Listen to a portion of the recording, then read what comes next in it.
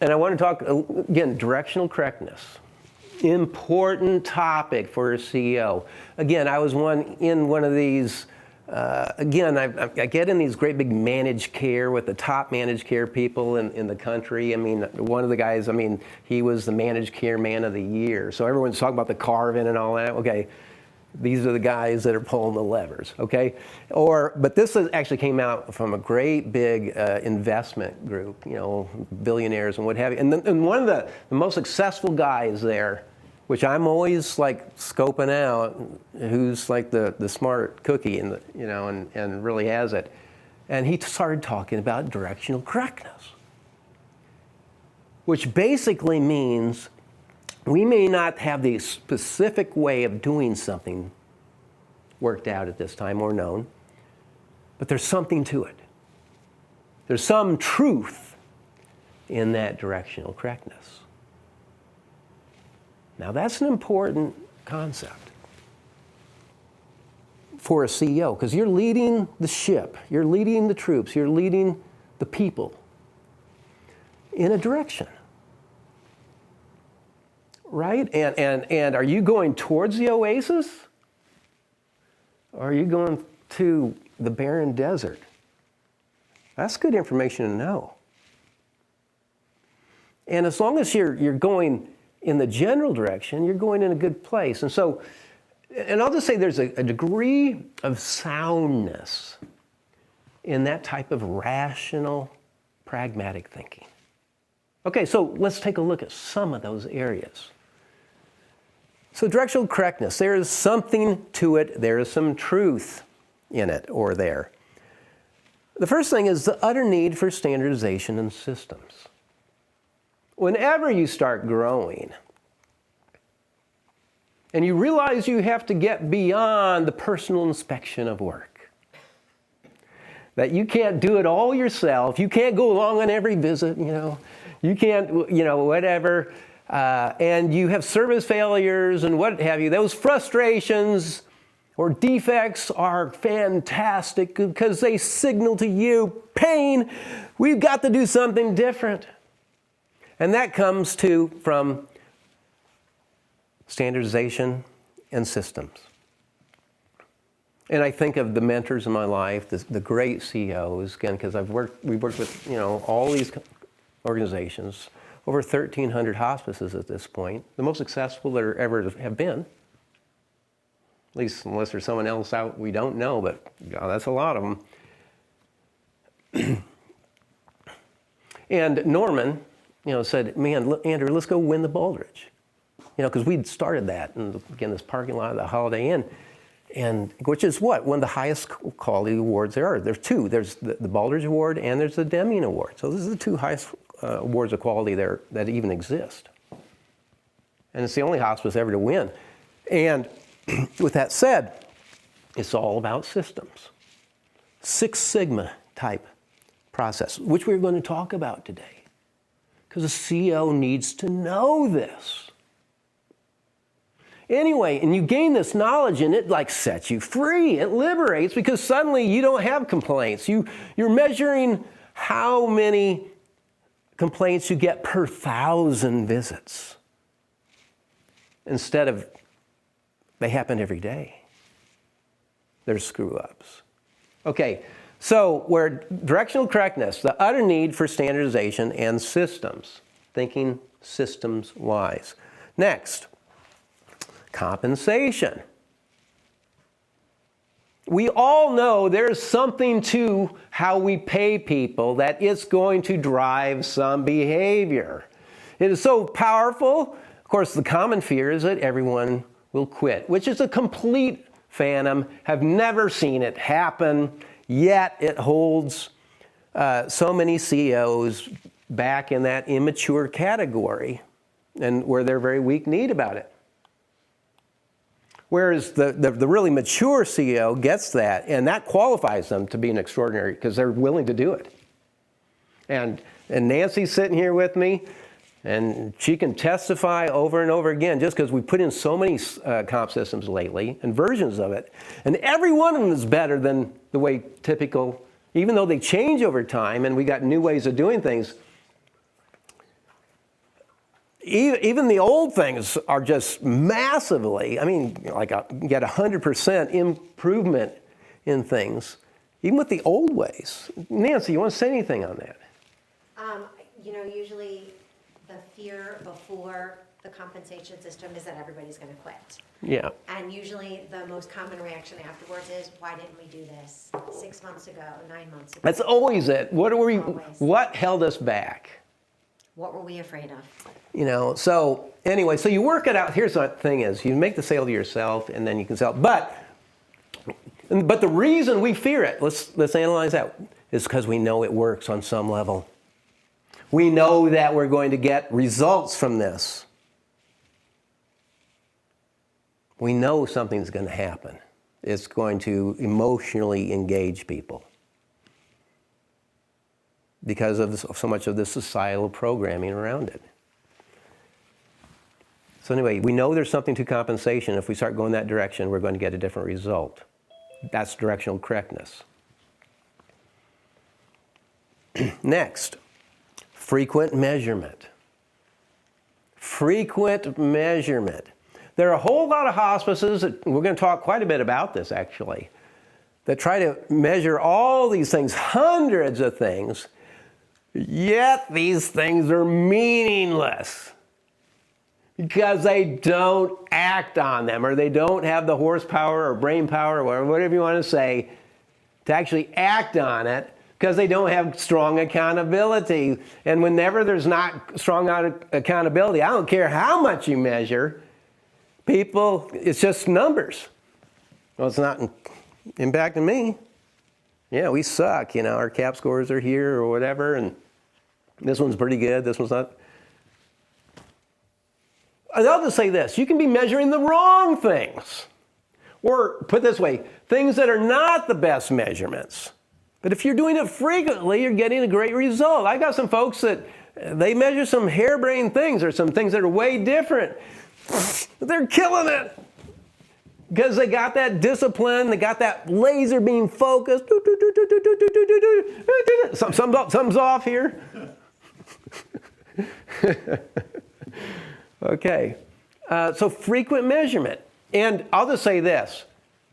What we're going to learn is how to use fewer measurements, but smart measurements, where you learn to measure one thing and it covers 50 other things that you don't have to measure anymore. If that one thing is good, it takes care of all the rest. That's what a smart cookie does, rather than confuse people with a whole bunch of things. Okay. More directional correctness. Accountability.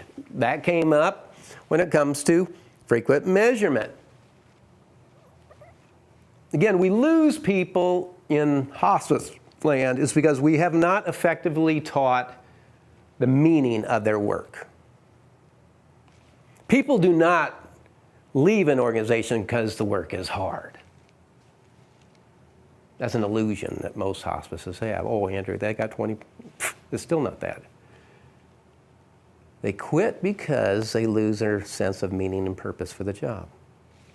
Or that they're working for people that are not very bright, that have failed them by not giving them tools and systems to make their work much better. They've overcomplicated their EMRs, they've done all this, and it's just like that frustrates talented people. So they're failed by the systems and processes provided by the organization. But the big thing has to do with accountability and teaching accountability. Why is this on the directional correctness board here or screen? It's because accountability is the only way or only path to growth. All spiritual paths go through accountability, where you take the mirror. See, I got a mirror here. And what's on this mirror? It says accountability, or truth, or reality. That every time I take a look at that mirror, I'm looking at the problem, I'm looking at the solution. And when you teach accountability, you get people beyond the world of excuse, beyond blame, beyond being victims and blaming everything that's wrong with their jobs or their positions or whatever on other people. And you want to evolve people to a mature state of the employee or good worker or whatever of owning their lives. And you want to develop a culture as a CEO where everyone takes accountability for their job, where everybody does their job to 100% of the standards of the organization, so that other people aren't having to clean up their messes. On a clinical team or an interdisciplinary team, this translates in that the nurse does their job perfectly, the CNA does their job perfectly, the aides, they're all this system of mutual reliance. People like that, but it takes them not being weenies and caring enough to do a good job. But a lot of times, let me just say this, I think people are fundamentally good. They want to do a good job. But again, they are failed by the organizations they work for because those organizations aren't smart enough to give them tools and processes that will leverage them and help them do extraordinary work. They don't have great training programs. Okay? So the accountability and the teaching of accountability on a systematic basis, where we start out every meeting teaching accountability, which we do. If you're really doing the model, you've got that. And the amount of things that will clear up in an organization, the amount of frustration that will dissipate and disintegrate, you will be amazed. But as a CEO, you got to understand what accountability really is. So we'll probably go deeper in that topic later on. But the mirror, let me say, is the big deal. That we look at it and we see the objective self as contrasted with the perceived self. This is reality. This is what other people are seeing. This is the truth. And I've got to face that. Just like in an AA meeting, you got to go, I'm an alcoholic. Rather than say, well, no, I was chemically predispositioned to be an alcoholic, and of course I was abused as a child. And, you know, all this. And say, okay, well, you can cry in your beer for a while, and that's okay. But there's a point where you just got to say, what am I going to do about it? What positive action can I make? Strength comes from struggle. Strength comes from facing reality. And as far as I'm concerned, the CEO needs to have this steely-eyed pragmatism about the realities of life and how it works on this planet. That's so much what Multiview is about. Yeah, we are super soaked in spirituality. But man, the patterns of success, you know, that comes in the systems and standardization too.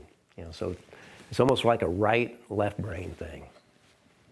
Okay, let's keep it light. Okay, some more directional correctness. And this is the last point here. Leadership and leadership development. Obviously, leadership sets, I'll say, the top measure that an organization can go to. An organization cannot advance any higher than the consciousness or horsepower or intelligence, or however you want to language it, of the CEO. So if the organizational leader is here, the organization can go no farther than this. So when I'm looking at Multiview, if I want it to grow or whatever, I got to look at that mirror again and say, if it's going to grow, I have got to evolve myself. I've got to increase my power, my communication skills, get some more discipline, whatever it is. I've got to do this. And it is on your shoulders. That is the burden, if you want to stylize it like that, of leadership. The privilege of rank carries that. So leadership, your position. That's what makes this whole retreat so important. And then when you start getting it going, you realize that you need the assistance of others, which that initiates the logical conclusion that we have to develop leaders.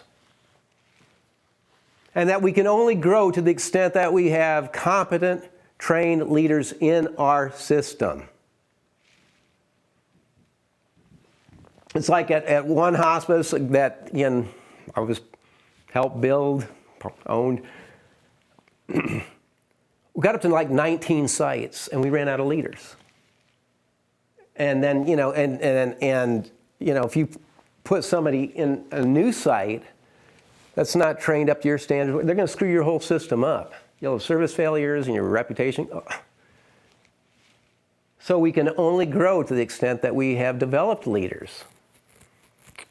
And people can say, well, what about frontline staff? Well, that brings us back to the Gallup principle. Again, that Norman's a smart guy.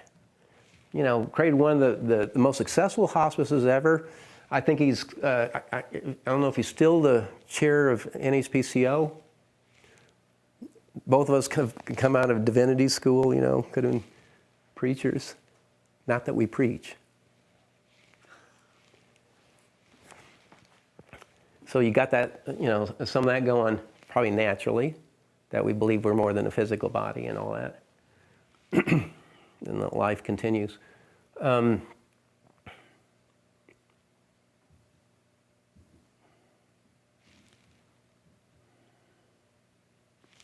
Forgot what I was going to say. I guess it wasn't that important. But this is, again, a live event. But the point is, we zeroed in. Oh, yeah. And he said, Andrew, hey, I saw this thing from Gallup. And it said that 70% of the development, morale, and retention of employees comes from the relationship of the immediate manager with the employee, frontline employee. We've got to build our hospice completely around that. And that's what we did. So that's why we have this extreme focus on developing clinical leaders. Because of that 70%. And that pays off like no one's business. Like no one's business. That's why, again, two of the biggest programs, I'll probably say this a couple times coming up, are these live events on the mountaintop. I'm only doing them once a year, folks, because there's stuff to do. These are hotter than fire right now. And in April, again, we got the Extraordinary Clinical Leader Program. This will be life-changing for whoever comes to it. And then the mothership is designing an extraordinary people development system, because that feeds all the others, all your growth. So if you want to grow by 100%, this is the program. If you want to have, but then that necessitates what? Perfect operations, because that's what they're selling. And then your indirect's designed to support that coherent experience. So anyway, I point that out. Great things, but directional correctness, need for systems, standardization, compensation, you want to be going down there, frequent measurement, and also regular measurement. That's the thing, that it's happening. Again, even if we're flawed in our measurement, if you got that discipline, it's great. Accountability, because otherwise your numbers mean nothing. And we can only grow to the extent that the leader has the smarts, the system knowledge and all that, because that's going to be the lid of the organization, and we're developing other leaders, which increases our capacity. Okay. Again, no organization can grow beyond the capabilities of the leader. And no leader can build anything of any scale without the help of others.